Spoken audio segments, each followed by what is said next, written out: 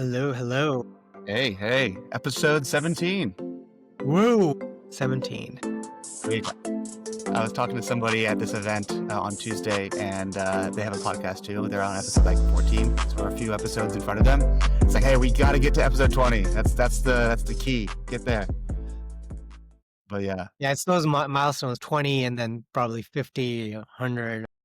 right, totally. But I know we were just talking about this. Like you were at the ElevenLabs event at Oracle Park. Yeah, it was a really cool event. They had a booth in Oracle Park, so you had the view of the whole stadium, and this is like at 6 o'clock, so it's empty, except for this private equity firm was happening their own baller meetup on the grounds, and they had like tables laid out for dinner and like barbecue, like full service going on. And I was like, wow, that's like the suits, right there, and these are the developers. Although I mean we were doing fine too. Open bar. So Oh, the that's all of cool. it was Wait, did you get to meet anybody from ElevenLabs? I met a bunch of people from ElevenLabs. There were a bunch of people there. I met the go-to-market lead, Ben Hubble. He was pretty cool. He was like I guess the one leading the event. And Is I'm he like forgetting a the names, short but hair? just like maybe, I don't know. He was wearing a really nice suit. I will say that. So he was like, no, I'm like, go-to-market. That's like, your uniform. It looks Right. good. But he was chill. And I talked to a bunch of other people too. I was just like, because they had a bunch of them there, and they were just like very cool people. And it's funny, I kept asking them about the culture, about ElevenLabs and internally, and they all had great things to say, which says something because they've grown a lot. I think they're Right. around three. One girl told me there were 70 people at the start of the year, and now they're 300. So they've grown like, or some close to that. So they've grown a lot. That's crazy. And it's interesting because they're going through the same challenges we are about getting buttoned up about enterprise and business. And so I was like, yeah, you guys better button up because we're buttoning up. And, you know, and, you're one of our providers. Did anyone that you talked to like know of JellyPod anyway? Yeah, some of them I heard about us, Really, it's just cool, that is I cool. guess. I remember And when I went to it's fun because it's like one of the guys, our account manager who signed our enterprise deal with them. I mean, he was like, yeah, like you guys are like the AI podcast people. I was like, yeah, there's not that many people doing podcasting, and I mean that's a great use of AI voice. I'm like, yeah, it is. I mean, you kidding me? If you don't have a podcast in your business, Kava launched a podcast this week about really, like, what are you going to listen to? Like, they're talking about Mediterranean bowls. yeah, like how many bowls are you gonna? It's gonna be a different bowl for like podcasts every week. I mean, but Yeah, I keep telling everyone it's funny. I like basically pitch I'll have a conversation and then I just end up pitching Jellypod to everyone. I'm like, hey, you should have an AI podcast. You should do this. This is like podcasts are the new blog. Blah blah blah. So but it's true. I feel like there's something. it But is. these events are interesting because you see like, all kinds of people, like people who are just like in the industry adjacently, others are in it. I met this one person, she was like a professor and she had invented like evals for voice AI. And her specific goal was to come to like try to sell it, her whole, like the services to ElevenLabs. And I was like, that's very cool because you literally built something for them, right? And you're going to this event. So probably, we'll have a good Interesting. shot. Would the evals then be at test time, or is it like, are you testing for naturalness and That, quality? that that's what I asked her. I was like, because evals are hard for voice, and she was like, yeah, all those things, naturalness, accuracy, blah blah. I'm guessing you know, she's an academic, so I'm guessing she's written papers about this, so she's really like, I guess, come up with like good benchmarks about voice AI. But it's like one of those fuzzy things, especially at Jellypod. You know, we've tried, we try to give a very natural, sounding voice with emotions, but it's hard to kind of quantify that. Like, what does that actually mean? And it means different things for different people. If you're doing like a healthcare podcast, maybe you want a more professional, sober voice. But if you're doing like a Reptilicon or whatever, right, you maybe want someone more emotional, with a fun voice. So, Right. yeah. No, totally. I was just listening to like some stuff, some podcast today. Like AI, it's just like some people just the podcasts suck anyway. So I mean, like AI is gonna be chill. Like it's better than their existing podcasts. Right. Yeah. Yeah, and it was really cool to see. I know, like we always talk about this, like Noel reaching in the top 100 on Apple for business Right. podcasts, like tens of thousands of listeners. Like it's just cool. Like it's there is a growing demand and a growing like, hey, if you can create good stuff, independent of image, video, music, podcasts. If it's good, it's good.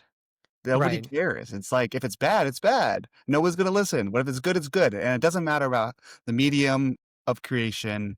It's just that some may take more or less time, effort, and it's yeah. So Yeah. And that's what AI podcasts can give you. Like, you don't have to spend a shit ton of time and find out, it didn't go anywhere. You can just put it out there and see if it gains traction, then, right, invest accordingly. I think that's why a totally.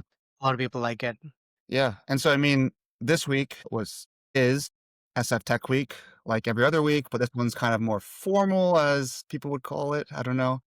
Yeah. I mean, a lot of things I guess you would assume happening. Although, I mean, in terms of launches, maybe not as many. Although, I mean, there was Dev Day, which I guess is like the big news, I guess, of Right. the week so far.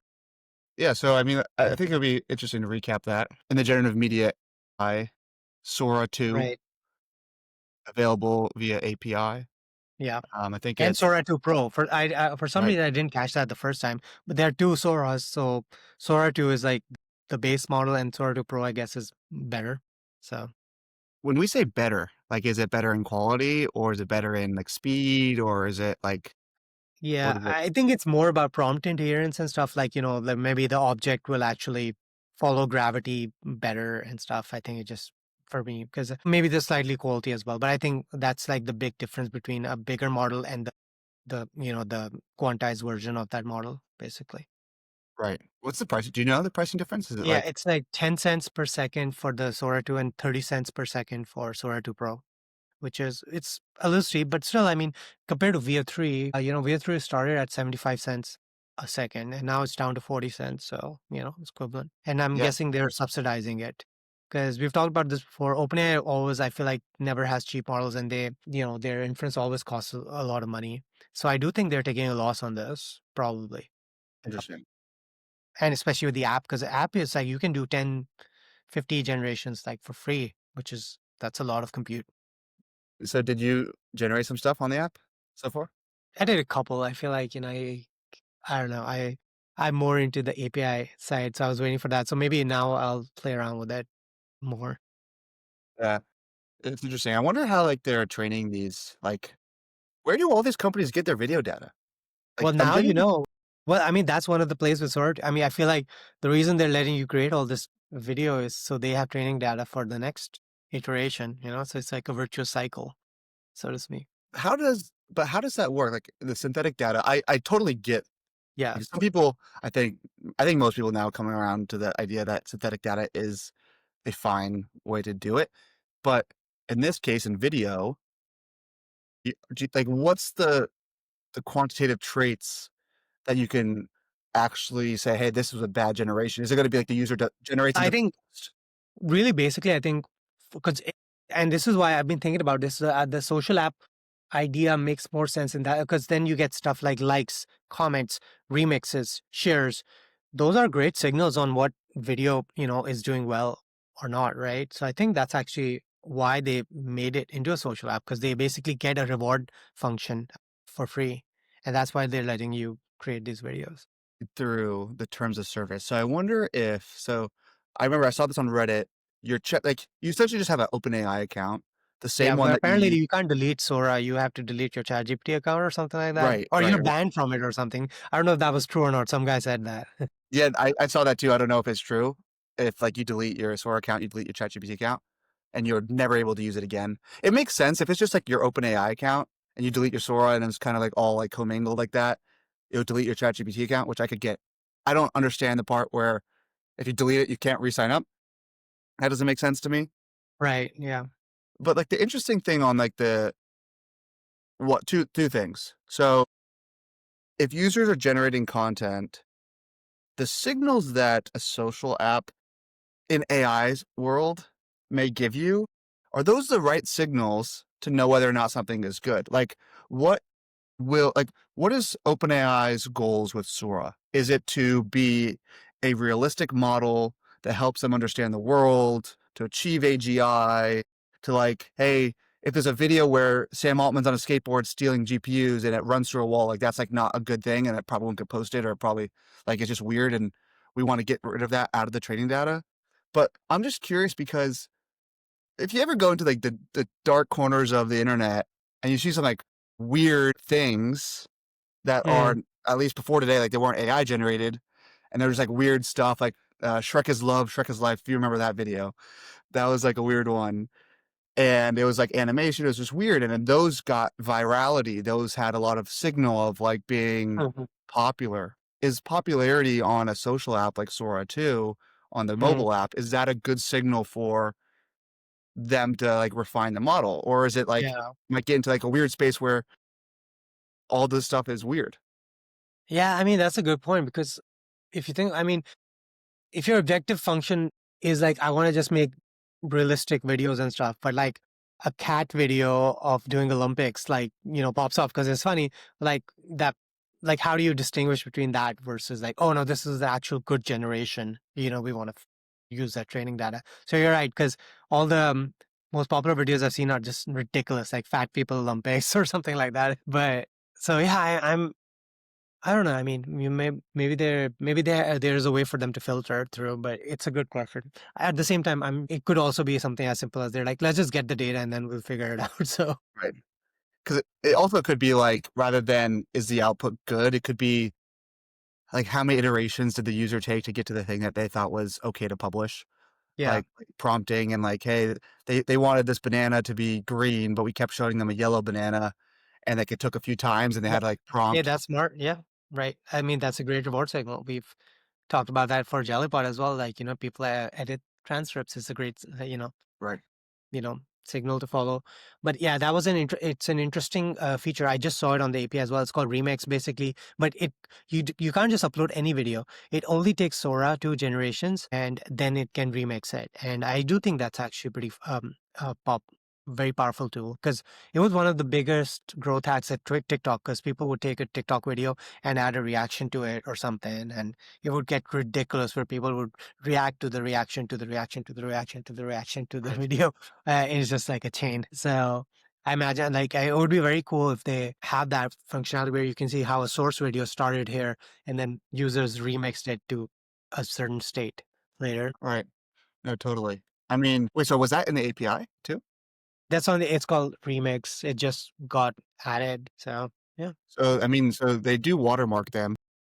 Yeah, although people have already figured out how to remove the watermark, which I thought the watermark actually I thought was kind of smart because I've only seen static watermarks, but this one just went like this, and I thought, oh, that'll be hard to remove, but then somebody figured it out, and I actually talked to the guy who implemented it at Dev Day after party. I was talking about it, and he's like, yeah, I did that. I'm like, smart, but like, why didn't you randomize it?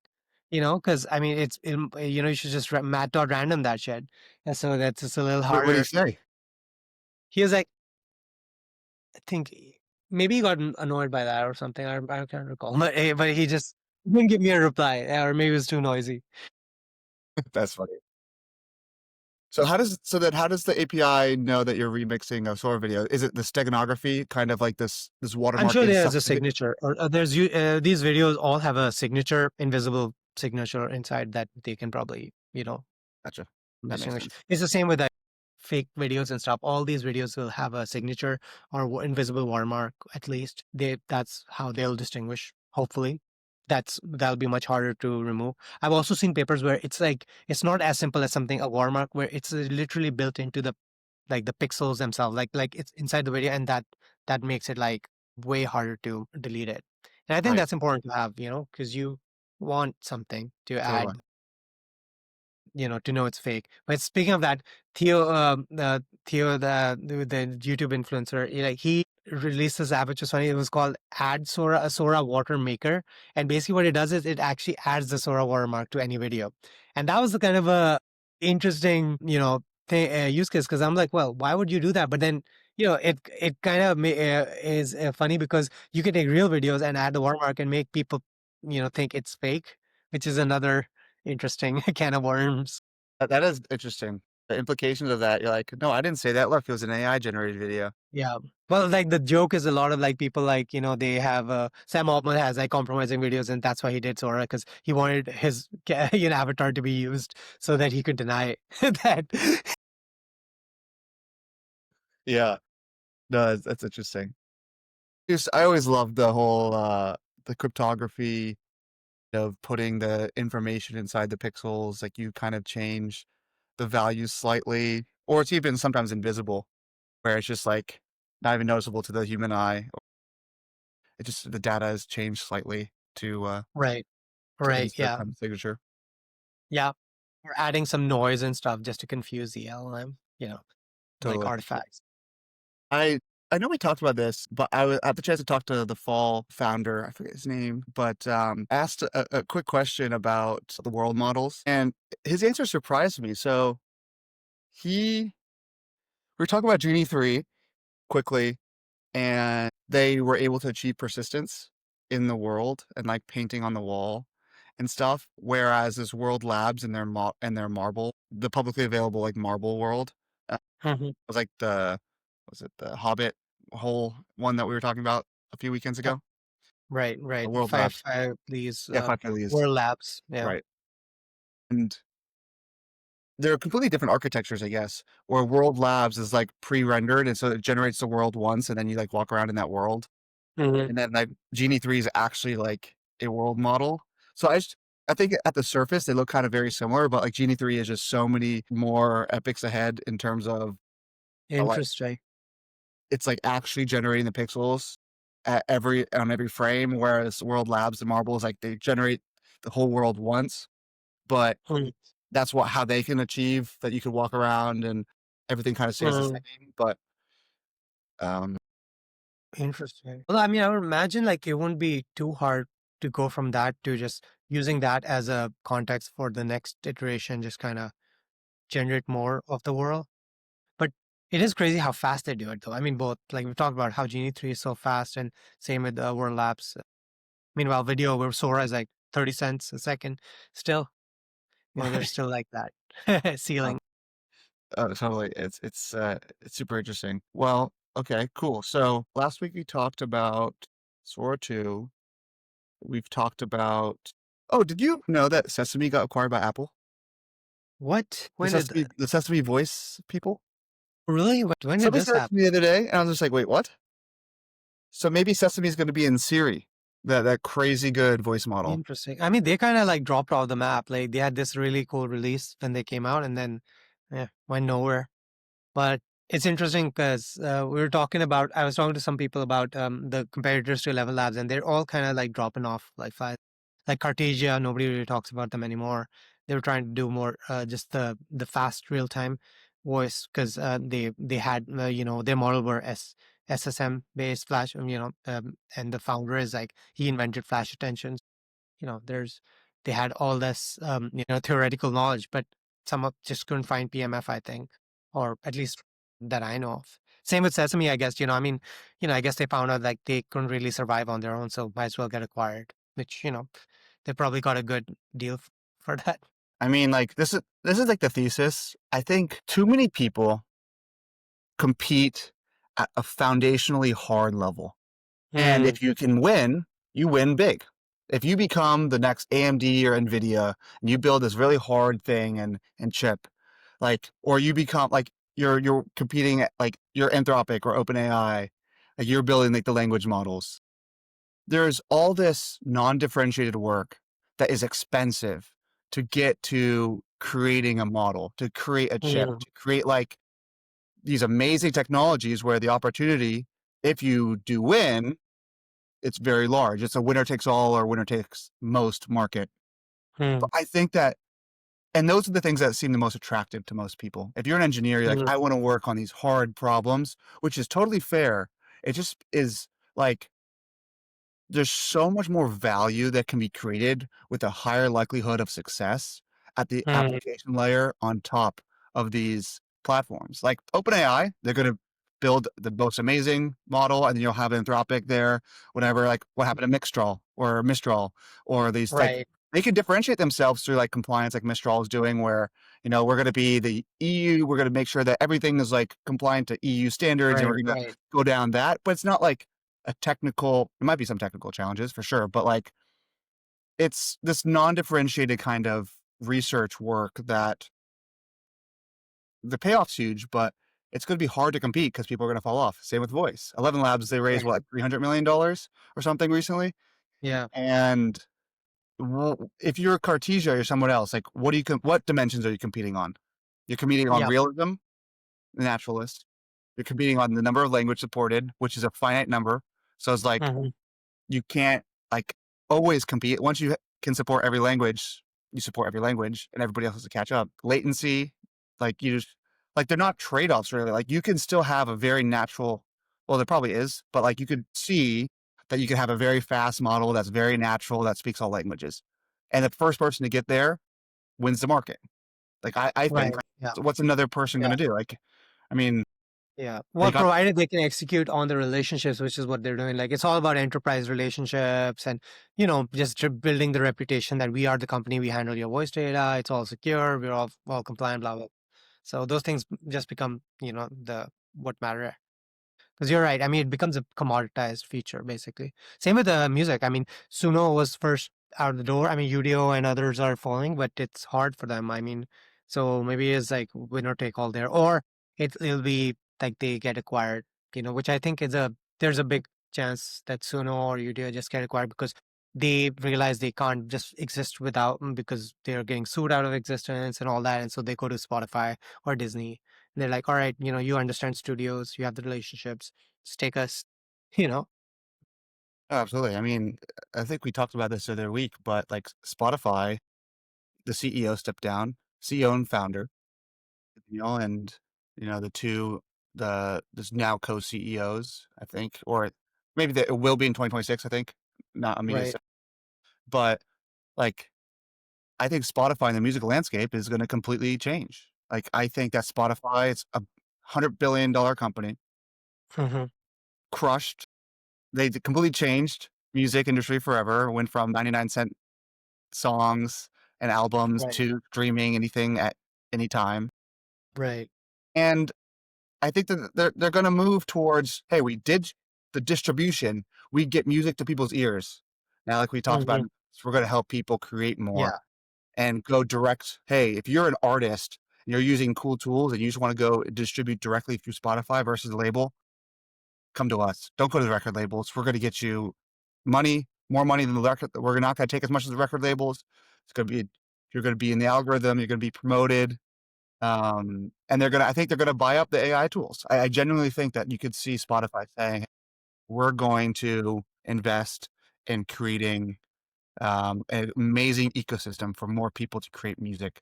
Because why wouldn't they do that? They want more people to create music. Well, I mean, and I think that's the big question because I'm with you. I'm below Spotify. I think it's theirs to lose.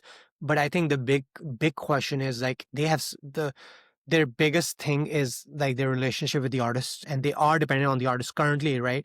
And if they are because they're such a big elephant in the room, artists have done this before. They've staged walkouts, Taylor Swift's taken her music off or whatever, right? I mean, if they become like the face of AI music and stuff and all the Right. artists rebel, it's easier to rebel against Spotify. They can like go get into this weird place where they know the next stage is AI music and they want to do it, but they don't want to piss off their existing, artists, and Totally. so they don't move as fast. And that could be the opportunity. I mean, that is like the one question I feel like I have on them, and where maybe a new company can come in and have and take advantage of their innovator's dilemma. It's not really an innovator's dilemma because I don't think they they don't see the writing on the wall. It's more that they have to proceed with caution. And that's why we talked about lo-fi. I think lo-fi was a great first like that should just be AI generated because there's no big lo-fi music. I mean, nobody listens to lo-fi music. Like I actually do have a couple of artists I follow, but for the most part, people don't follow an artist for lo-fi music.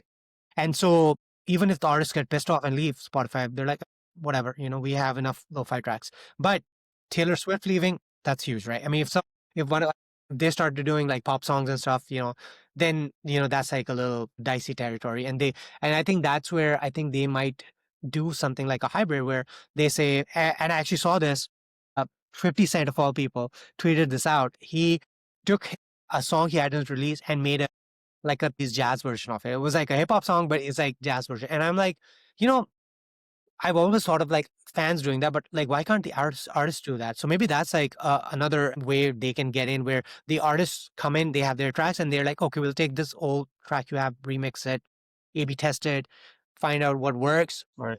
do a new release. We'll like streamline that for you, new revenue, etc., etc. Yeah, I mean, and that goes back to, like, the remixing with TikTok and, like, the growth of Exactly. Remixing is powerful. There's so many interesting use cases we haven't even thought about, like of remixing images, video, music, just shows. I've talked about this before. When content basically becomes as cheap to produce as code, you can do stuff like, oh, I'll fork Game of Thrones and make a new season 8. Why not? Because I hated like the ending. And then I'll put it out there. And if it gets more votes, maybe it'll get merged to main. right. No, totally. I love, there's some Star Wars fan films that I was like, "Damn, this is good." There's this one 10-minute long clip, it's, Darth Maul, and it's his last, challenge by, the Emperor, essentially Darth Sidious, before he becomes, like a Sith Lord or whatever, and he, like Right. it's like a completely fan film, like, video, it's like 10 minutes long, and he just Yeah. slaughters all these Jedis, and it's just this crazy, like, awesome sequencing of, like, lightsaber Right. battles, and I'm like, "This is Yeah. so sick, like, this is way better than the new trilogy," or not the new trilogy, like, the new trilogy, Well, so then, oh yeah, the new trilogy, because I think of the first three films. But yeah, I mean, right. that's like, but yeah, you're right. I mean, it's such a huge universe, and Dartmouth. I mean, he was such a cool character. He only got like that one cool fight scene with Obi-Wan and Qui-Gon, and so we Yeah. want to see more of him. Hey, I So why mean, not? he was in the animated Clone Wars series, and that's, like, a I haven't great watched that one. It's been on my list for the longest time. I didn't watch Clone Wars, and I feel like I missed out on a lot of Star Wars lore oh, because the of Clone Wars is so sick. I've seen every Star Wars out there except for there's, like, this new show that I think, like, something Andor. no, I saw Andor. There's, like, Squad something, um, I don't know, there's, like, a more children's, like, non-animated. I know what you're talking about. It's yeah, yeah, yeah. I think I saw that one. Yeah, But yeah, I mean, maybe that's a way we replenish these old IPs that are making they're just pumping out bad films. So let the fans take totally. over. But Yeah, also, I mean, it's an interesting time for new artists who just come up and they just are AI first and they're just right, producing music using AI and they don't care right. as long as they're getting going to be able to monetize. So it'll be interesting. It'll Oh, be for very sure. interesting. One of the things that I thought would be interesting to talk about, because like, we went to the Superbase conference on Friday. We got to hear some speakers, people that were there. So Superbase, for anybody that's listening, doesn't know, it's a database plus all this other nice stuff on top of it. Makes it easier for developers who are looking to create their first like application to have a database, authentication, and it's pretty cool. They raised $100 million at a $5 billion valuation. That's what they announced on Friday. Congrats to them. They had some awesome speakers there. They had the founder and CEO of Figma. They had Patrick Collison, the co-founder and CEO of Stripe, and they just had some amazing. I thought they had some pretty cool talks. The Figma. So Dylan, he was talking about design. He's talking about design in the age of AI, how like taste is your moat, and all these cool things. Figma's been around for a while. It's a publicly traded company. It was the first time I ever heard him speak. He's much more sorry to him. He kind of feels like a little teddy bear, kind of, Yeah, and very soft spoken. I would love to see him under like high pressure. I haven't ever seen an interview where he's like grilled. It would be really cool because yeah, he seems like he's a designer. He's a software engineer and designer. right. And he was just talking about this like future where like design, how important this design is. And I was like, oh, I really resonated. It was a 30-minute talk. I resonated with him and his vision. Monday morning, I invested some money Monday morning at right when the stock when Wow. I was like, okay, So he cool. sold it to you. Sure. Right. He sold it to me. They were also a major investor in Superbase's Series E. So I Monday morning when the markets opened, I invested some money, and then a few hours later, it popped up like 20%. I was like, what happened? And then the next day, popped up another 20%. This week, it's up like 45%. Right? Crazy because on Monday, OpenAI announces major partnership with Figma, that you can now create Figma designs in ChatGPT and like work with ChatGPT and like port them over and everything Yeah. from flow diagrams and all this Oh stuff. Like man. I just crazy. like I feel like it's a game. I feel like it's one of those games where I keep missing, or at least I don't know. I'm like, I feel like OpenAI has all these. They're like they do a deal with Oracle. Oracle shot stock goes up. AMD, boom, Figma. And I'm like, I just want one hit. Like, just give me a little bit of alpha. I moved to SF for this. Come on, just give me a little bit of a tiny whisper in the ear at a bar, so I can, just go all in. I But it would. sounds like you're doing well. That's I just awesome. was like, I thought it was so funny because on the car ride home, I was talking to my parents. Like, I really had this fun time at this event with you and just meeting these other people at Supabase. And I was like, well, I mean, I can't invest in Supabase. I like the vision. This is new generation of like the new cloud, the neo clouds. These are the people that we'll look back on, I think, 10, 15 years from now, like, oh, well, wow, like a lot of infrastructure is built on those because nobody really wants to go to AWS and learn all that stuff. It's powerful and it's cheaper, but Right, you're not right. going to start there. And I was talking to my parents about it. I was like, I'm just going to like put some money in and whatever. And I was like, Monday morning. And then something completely unrelated, like, came on Monday with OpenAI. I was like, oh, wow. And then Right, right. AMD and like that major partnership, they came out That's and I was great. just Yeah. like, Some guy put in $10,000 in AMD calls and he made $10 million. I'm like, God damn it, that's insane. how do you make those? Like, Yeah, I mean that's a lot of money to put in calls. I mean, just for one. I mean, yeah, he must know. I don't know. But I mean, at the same time, they're in hindsight is 2020. You look back, I'm like, yeah, of course, the hyperscalers are, they're more compute, more demand. We're building chips, so at the very least, I mean, I look back and I'm like, wow, Nvidia was obviously going to go up. I mean, it still might go up. Like it might go to 250, 300. Like even now, it's like 180. And so the question is like, I feel like a lot, some, like as someone said, investing is less about the brain and more about the gut. I mean, it's like about the just the ball, the cojones to just do it. And I mean, so sometimes it's all just about taking those big swings. totally. Investing is it's like just long-term investing, that's kind of where I stay. It's honestly, I feel like the alpha that we have in this environment here in SF, yes, it may be a bubble. Like every bubble usually leads to like some cool growth afterwards because you have a lot of investors losing their money, funding stuff that's not going to be profitable for a while. But like, at least for us, it feels like sometimes we have a foggy crystal ball into the future. Like today, Absolutely. I saw Figure 3. Did you see the Figure 3 Yeah, yeah. video? What did you think about it? It's cool. I mean, like, is it ready? No. Is it like Yeah, there's definitely inspiring? a lot of marketing. I mean, I'm Of excited. I course. was excited for it, but I feel like they just keep doing these cherry pick videos. Yeah, yeah, Like, yeah. guys, it's like ultra slow, like tomato pick. I'm like, all right, cool. But this is like the 100th time I'm seeing this. 100%. It's just to get some, like, they're hopeful that the next video and the next one gets a little bit more coverage and then you could raise more money and invest and just keep that going for a long time because it's a hardware. Like, that's also, I think, an area where it will be a winner takes most because it's very expensive. You have to get the Hmm. data, the robotics data to like train the models, which is very Right. hard. You're competing against Tesla, who has cameras on every car. They're going to, so it's like, you're going to have to get a lot of public, you're going to have to raise a lot of money. You're going to have to get a lot of public support. You're going to have the people want and be excited for these things. You have to show that there's like actual like excitement for this stuff. But it feels like we have a crystal or a foggy crystal ball sometimes. And Well, so, yeah, I mean, on that, I mean, note and similar, I mean, the other robot that's doing really well that we both have used is Waymo. I mean, it's amazing. And now it's funny, I get into Waymo, I don't even look up. It's just so normal for me, right? It's crazy. You just adapt, but it's amazing technology. It's getting rolled out. And I mean, people don't think of Google as like, they think of Robotaxi and Figure, but like Google's up there. I feel like just that one division is going to be like a huge $1 trillion opportunity for them.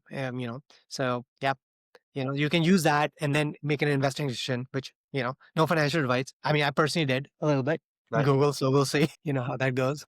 It's really interesting because like the whole argument is the Elon versus Sundar argument where Tesla is not going to put LiDAR radars on the cars for self-driving. Right. Google Waymo did. Google Waymo's been around for longer in terms of like their self-driving abilities. And I just wonder if the LiDAR, if like I think it kind of it makes sense. I get the Tesla argument. Like if humans can do it with their eyes, cars can do it with just their eyes, especially if you can communicate car to car and they kind of have a network mesh, like what's going Mhm. on. But I wonder on the Waymo argument, if you have, they have cameras, they have LiDAR, they were able to penetrate the market earlier, have that upfront cost to be like, hey, we're going to, you know, gain the trust of people earlier. We're going to get brand recognition. But then we're also going to use the LiDAR data in addition to the cameras to make a better initial world model so that future iterations of Waymo can be cheaper to produce that only use cameras because we already have all this LiDAR data, and like you pair that with the camera data. And so that like you're going to have more nuance and like higher fidelity Yeah. information when training Yeah. the models. Right. Oh, for sure. And I think it's one of those things I feel like I don't think we, or I mean, especially I can't even wrap my head around the second or third order effects of what happens when you have autonomous vehicles at scale. Because what's hard to imagine is how the behavior changes, like small things, like somebody actually posted about how on a highway the safest place is behind a Waymo and in front of a Waymo because it just never crashes. On the other side, I've heard actually, my brother was saying this is funny, that he was like crossing, he was about to cross the street and he hesitated because it was about red, but then he saw it was a Waymo. He's like, fuck it. And I'm like, well, people do that. Like on the edge, they're making these decisions based on the fact that it's just more safe.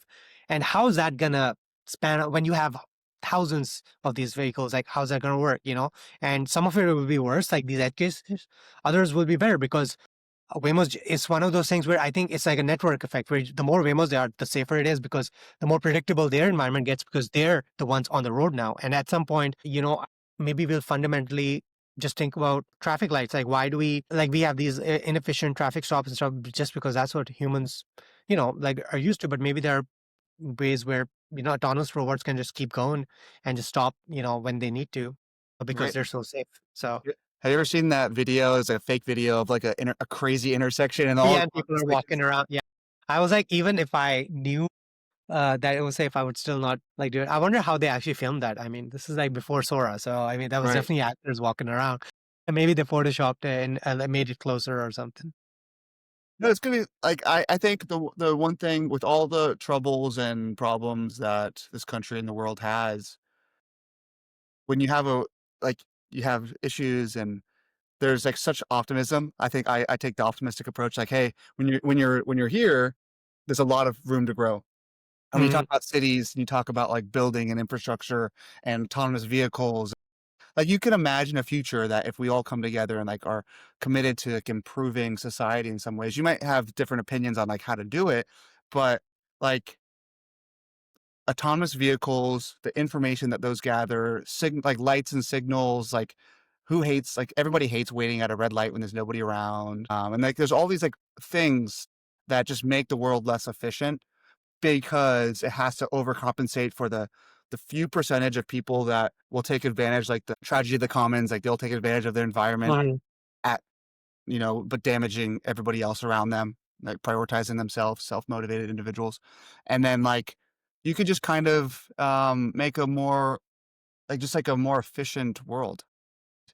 I Right. think that when everybody is so concerned about how AI, like what am I going to do when AI takes our jobs or like all this stuff? Like, first of all, I think the premise is wrong on like, what am I going to do when AI takes our jobs? Right. But it's Yeah. also like, as long as there's inefficiencies in the world, there's things to do, there's businesses to be built.